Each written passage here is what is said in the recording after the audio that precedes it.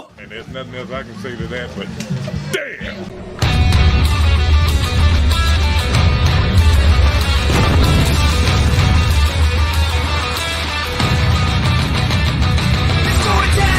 This is Rasslin Rage. This is Rasslin Rage. This is Rasslin Rage. Cody Fleming is the man who leads the brigade. This is Rasslin Rage. This is Rasslin Rage. This is Rasslin Rage. Cody Fleming is the man who leads the brigade.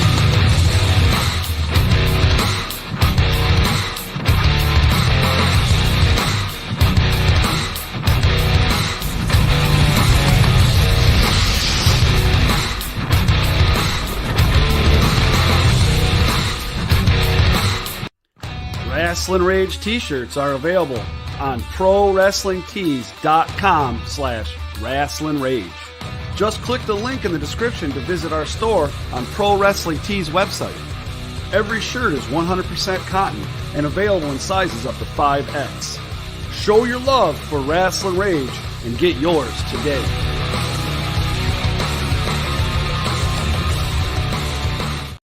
Yeah, all right, cool. Get a t-shirt. I like it. Welcome, everyone, and thank you so much for tuning in to the Rasslin Rage YouTube channel.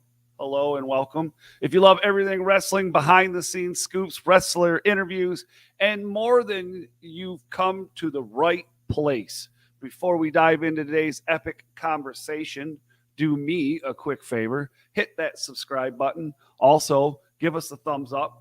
It really helps the channel grow and allows us to keep bringing you this awesome content. Now, let's get down to business. You're here today for a reason, and trust me, it's a good one. We've got an interview you've all been eagerly awaiting. That's right. As part of our Beyond the Mitten Voyage of the Victors interview series, we're talking to a man who's not just a legend in the Michigan wrestling scene, but also made a name for himself across the United States in the world of deathmatch wrestling. Yes, indeed. That's right, folks. We're talking about the one, the only Chuck Stein, the dirty white boy. While he won't be joining us for this intro I'm doing right now, if you stay tuned, he will be with us very shortly, and you won't want to miss what he has to say. Expect raw insights into his journey through the independent wrestling scene, invaluable tips for young and up-and-coming talent, and answers to your questions during a Q&A session if anybody sticks around. So set those reminders, get your questions ready, and hold on to your seats, because when Chuck Stein talks, you can bet it's going to be explosive. Don't go anywhere. We'll be right back with Chuck Stein himself in just a moment. It's time to talk about Michigan independent wrestling. Tune into the channel, check your internet connection. Cody, Danny, Josh, they're the best at breaking down the matches into each and every segment. Michigan independent wrestling. Tune into the channel, check your internet connection. Cody, Danny, Josh, they're the best at breaking down the matches into each and every segment. You know, welcome, first of all, but let me tell you, the one thing I've learned is you always got to look cool, right? You always got to look cool. Yeah. You got, in one way to look cool is to have cool music, right? Yes. So I jam to my music. So anyway, welcome back to the Rasslin Rage channel, folks. As promised, we've got a wrestling legend with us today, a man who's been thrilling fans across not just Michigan, but the entire United States. Please give a warm welcome to none other than the dirty white boy, Chuck Stein. Chuck, it's fantastic to have you on the show. How are you doing, sir? I'm doing great, and thank you for having me. Absolutely, man. I enjoy having you on. I don't know, this is what, the second or third time you've been on here. I want to point something out. I was thinking about this the other day, and this, I'm going off script here already. We're starting off the rails. So every time you and I end up in a wrestling event where there's alcohol involved, you and I end up getting pretty plastered together. Yes, sir, we do. We have a good time. Yeah, we definitely do. And we do a lot of good talking. I love it. But I do have some some questions here for you. So I'm gonna dive in. All right. Okay. So there may be people out there that are not familiar with deathmatch wrestling. Can you give us a brief rundown of what sets it apart from other wrestling styles? Well, deathmatch wrestling, we tend to fight with sharp weapons that will cut us up a lot, like glass, barbed wire, thumbtacks. I use syringes a lot. Gusset plates, which are used in home construction. Yeah. Doors, tables. Yeah. That's a lot of different things to be using in wrestling matches that can cause damage, right? Damage. We'll say we won't. Oh yeah. They can cause severe damage too, obviously, but yes, they can. All right, so here I'm gonna get into this next one. You're from Michigan. You're from Michigan, right? Yes. All right, so you got your start here.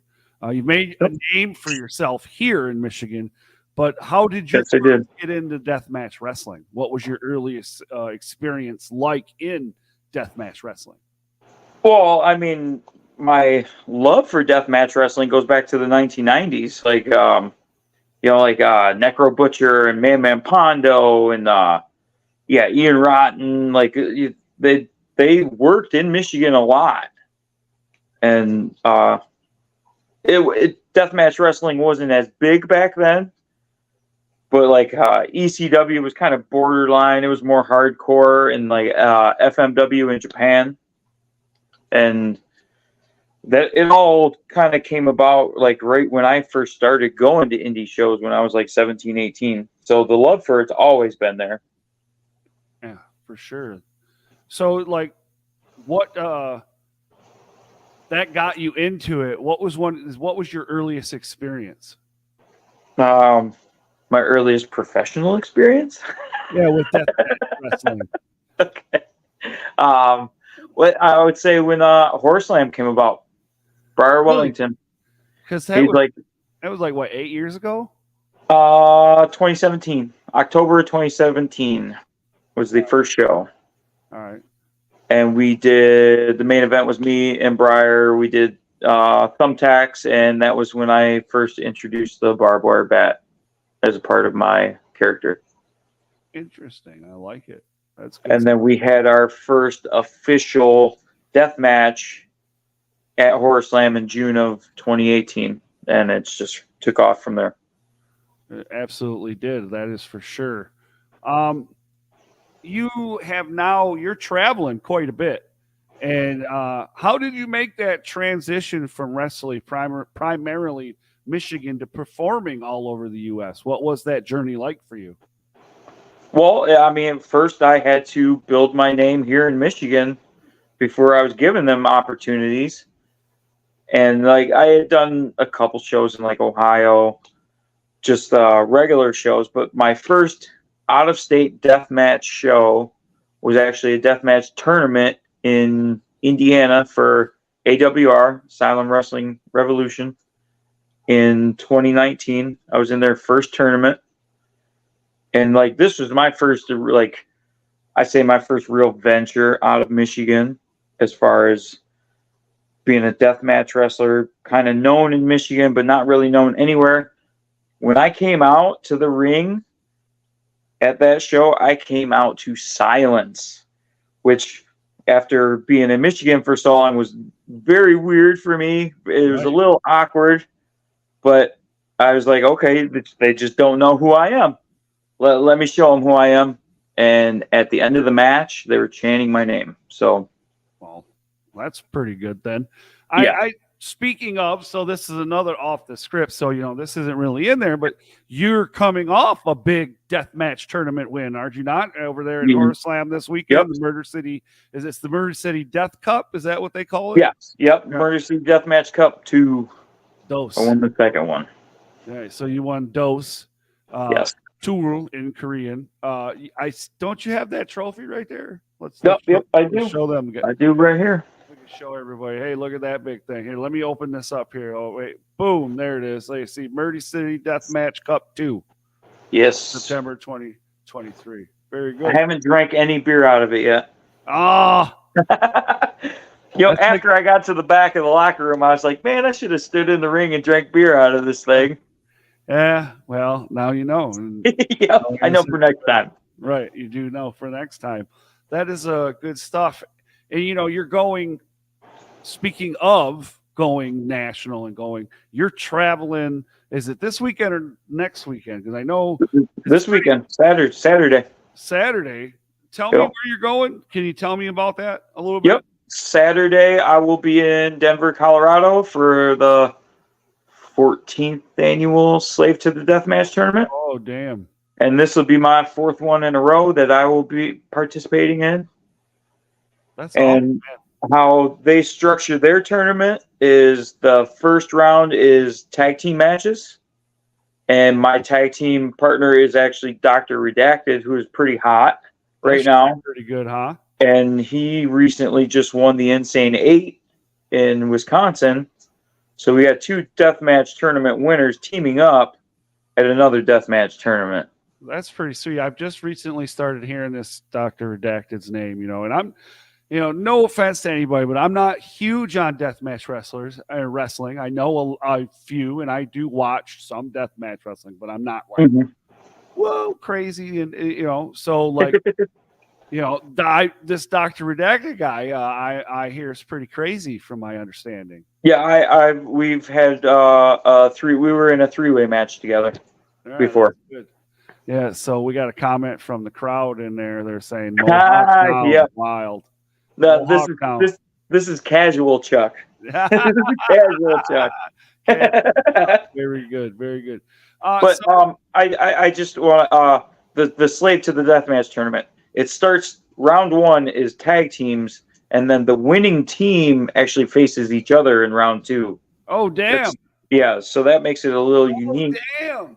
So here I am putting that guy over, and then he could potentially be cutting your forehead open more. Yep. You know what I'm saying? Yeah.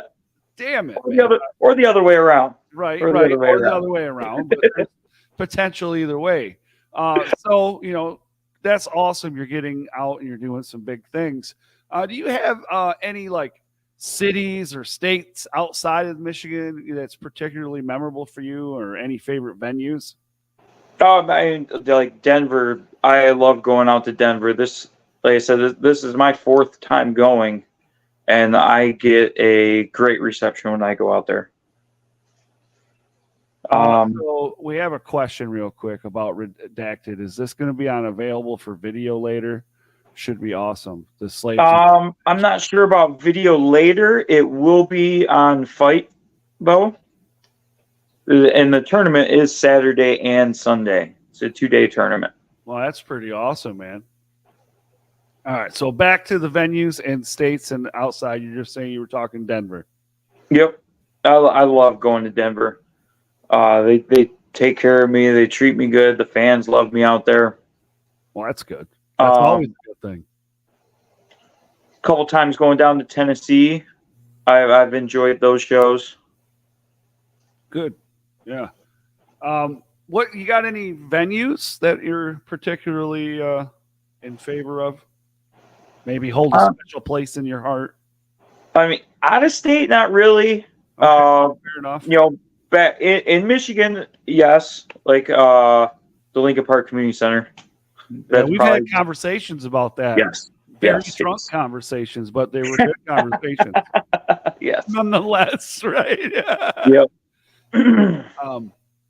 Lincoln Park Community Center. There's a lot of Lincoln Park Community Center, Cobo Hall. Where out there, those 2 places stick out in my mind as one of the places here in the state. Absolutely. That's awesome, though. In your years on the circuit, what was been your most iconic deathmatch moment? Probably pinning Nick Gage. Oh, really? Yeah, in 2019, I beat him for the Horse Slam Deathmatch Championship. There you go. That's Like you just laid that one out. That was like a fucking bam. That was like, Yep, yep. you didn't even have to think about it. You're like, I pinned Nick Gage. Yep. Yeah. I love that. I love that. We got a question from the chat here. Chuck, what snacks will you eat on the plane this weekend? Beef jerky. Beef jerky is my travel buddy. Always. I like a whatchamacallit. And I don't do milk anymore because apparently I'm lactose intolerant now as I got old. Yeah, that sucks, bro. But it is what it is. But I'm a whatchamacallit guy when I'm on the road. I love whatchamacallits, man. That's my right. Yeah, if I'm like in a car, excuse me. If I'm in a car, I make my own beef jerky, but you can't really board the plane with stuff like that as you bring yourself. So I'll have to buy whatever's there. Right, absolutely. All right. So, hey, man, a lot about what these interviews here, the series is called Beyond the Mitten, the Voyage of the Victors. There's a lot of play on the words there, if you haven't noticed. But guys that are getting outside the state, this is the 5th interview in the series so far.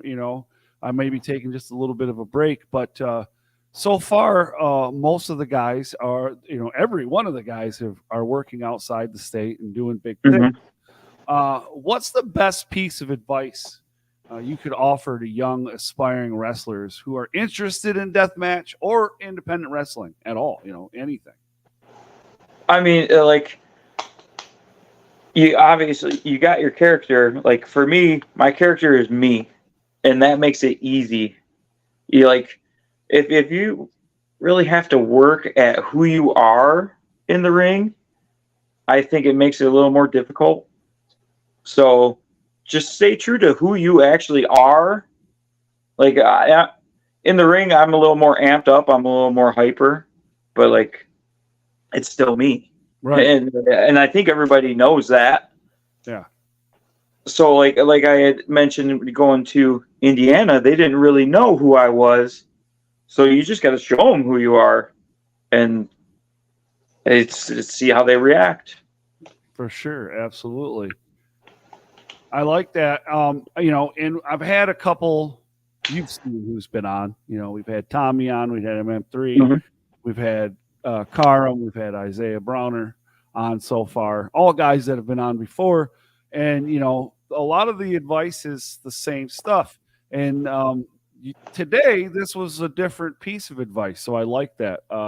And I caught some comments earlier today on Facebook, and somebody was saying, guys should listen to your interview with these guys. And I'm like, I agree with that, but you said guys should just listen. Yeah. Can you go a little further on that? It's getting a little lost, like with these. I don't want to pick on people, but the people that are just now coming in these last couple of years, they come in. So you're a brand new wrestler, and essentially you're cheaper talent, so you get booked more, and people let that go to their head, and they have been letting that go to their head. And the best thing I can tell you, honestly, is put that fucking ego in check, because at any minute, any one of us can be replaced. And there is a whole nother class of students learning the same exact shit that we know. Right. It's that simple. So it kind of goes back to some of the stuff that Karam was saying in his interview. You don't be a big fish in a small pond. Be a small big pond, right? Because otherwise your ego is, going to get a little bit too out of check. So we got another question here. Another one about the plane. It says, Chuck, will you bring the barbed wire bat on the plane and say it's your emotional support bat? I really wish I could. And see, that's another thing. Me going out to Denver, literally 2 days ago, I had somebody message me with a picture of a barbed wire bat that they made for me to use out there because they know I can't take mine on the plane. That's cool that someone's looking out for you like that. Hopefully it has the same Same powers, yeah. Yeah, It's like Thor's hammer. right. It's like Thor's hammer. So deathmatch wrestling, it's pretty fucking extreme. It can be pretty nuts, and some of the shit you do with the fucking needles and shit. Mhm. How do you prepare physically and mentally for something like that, or a match? I mean, you just got to go out and do it. I feel like you have to be a certain type of person to go out there and do this kind of stuff. Yeah, And yeah. So mentally, I'm always there. I could literally walk outside, get my car, drive to a show, and do a death match right now. I'm ready to go. That's fair enough. That's fair. I like it. So you talked about it a little bit earlier because you were saying like when you were out there in Indiana, nobody knew who you were. But then, here in Michigan, everybody knows who you are.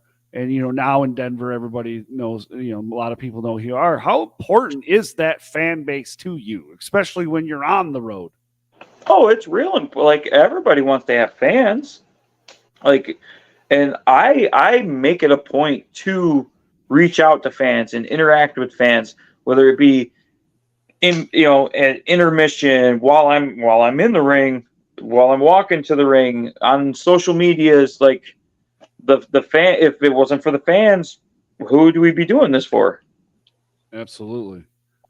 Yeah, that's a good one. And I really particularly like, for me, and this is one of the main points of me loving independent wrestling, and deathmatch wrestling is just another form of independent wrestling, right? Like, just with a little bit more blood, guts, and gore.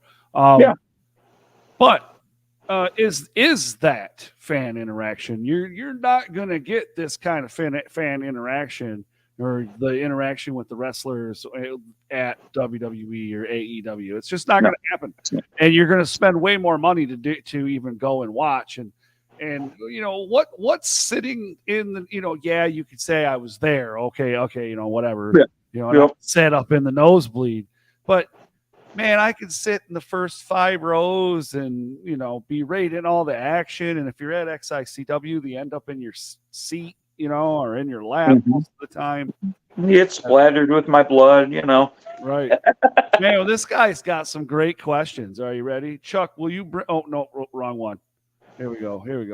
Here it is. Chuck, what's the coolest or biggest thing you've ever shoplifted? Really? Oh, great. man. That was a good... I've never really shoplifted. Well, fair enough. I wouldn't answer. Maybe some candy or something when I was a kid. Yeah, it'd be like, I don't answer questions. I don't answer questions.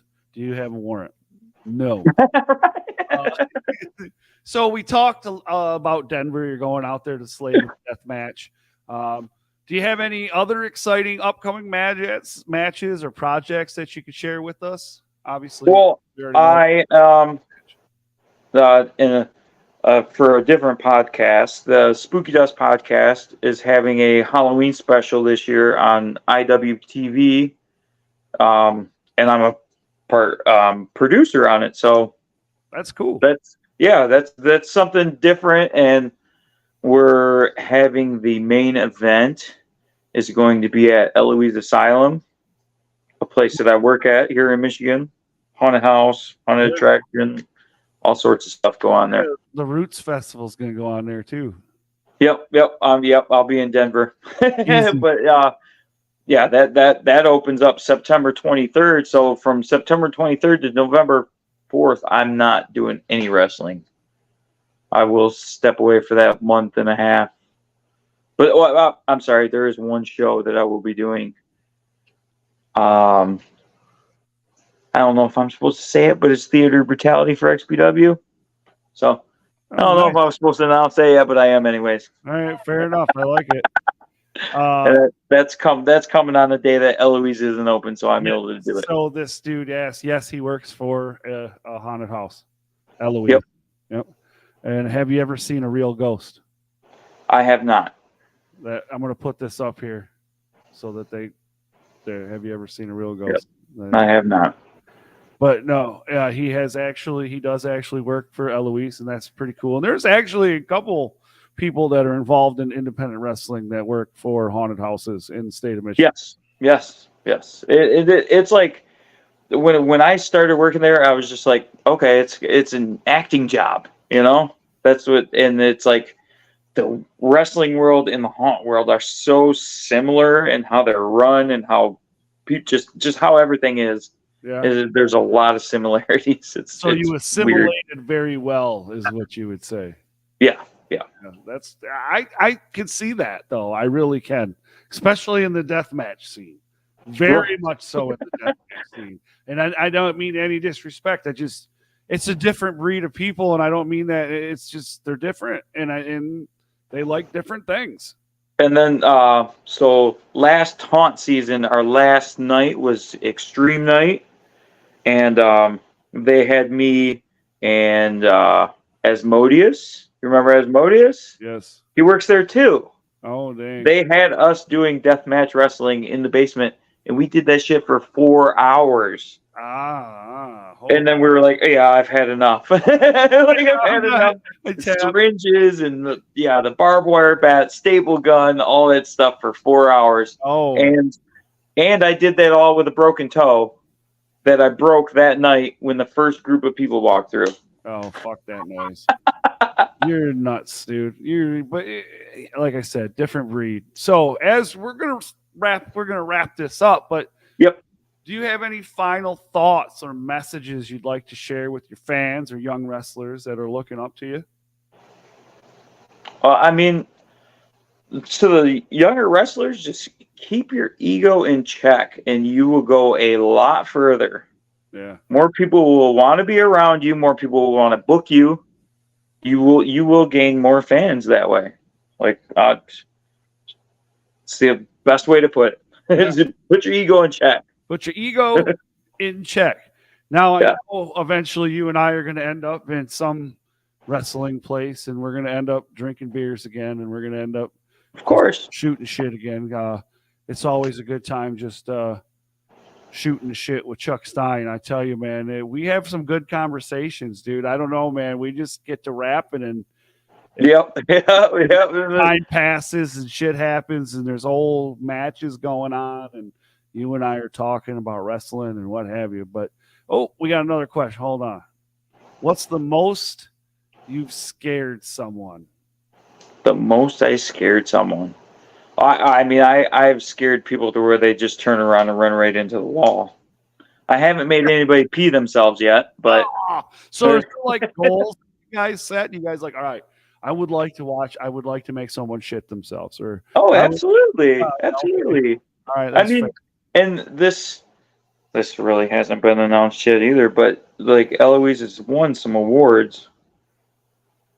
For being like the scariest haunt, one of the scariest haunt in the United States. So, right. And it's work, man. It is work. Let me tell you. You hear all the commercials. You hear all the things about it. I've heard it, about it a lot. So that's, so if you check it out, Eloise, and then obviously, if you're gonna want to watch the Slave of the Death match, that's the 25th and 20th, or 16th and 17th. Where Saturday? It's Saturday and Sunday of this week. Of this weekend. So make sure you check that out. Yep. Look for me and my boys in Total Fucking Chaos also. All right. Because we're kind of spread out across the country too. All right. Well, that's there. You heard it here. That's it is what it is. And thank you again, dude. I want to say thank you so much. It's great to have you back on. Too bad there wasn't beers involved, but I would rather keep. Yeah, I'm just drinking the water today. Right. Yeah, I know. I got to work in the morning too. I was saying you also have another shoot job, right? So you have another. Yeah. I'm busy. Yeah, you're busy. Right. So for sure. And we're all busy people. I'm about it's 7:30 right now. Contract expires for the big three at 11:59. Well, I guess I'll figure it out in the morning, I guess. I don't know. Oh, right. Yeah. Good luck with that. Right, yeah, for sure. But I don't work for the big three. I just work for a supplier. So there's Right. But again, You just get you get the residuals from it. yes, I do. But thank you, my brother. Thank you so much for coming back on. Oh yeah, thanks for having me. Absolutely. Thank you to everybody that joined us tonight. I want to say thank you to you. If you're watching live, please make sure you smash that thumbs up. If you haven't subscribed to the channel, please make sure you do that as well. If you're catching the replay, also do all that stuff. Make sure you follow Chuck Stein on all of his social media. You want to shout out your social media? Do you know it all? I mean, it's you just look up Chuck Stein on all of them, and they'll pop up. Look up Chuck Stein or the dirty white boy Chuck Stein. There you go. You're gonna find him on all those. Yeah, things. lots of matches on YouTube, and I know he's on Instagram. I know he's on X, formerly known as Twitter. I know Yep. he's on fucking Facebook. So Yep. check all that shit out. Awesome. Again, thank you to everybody. I want to say, make sure you scroll down in the description and look at all the wonderful stuff down there. Thank you to all of our wonderful sponsors that make this shit happen. And we will see you very, very soon with another one. On another one, we are out of here.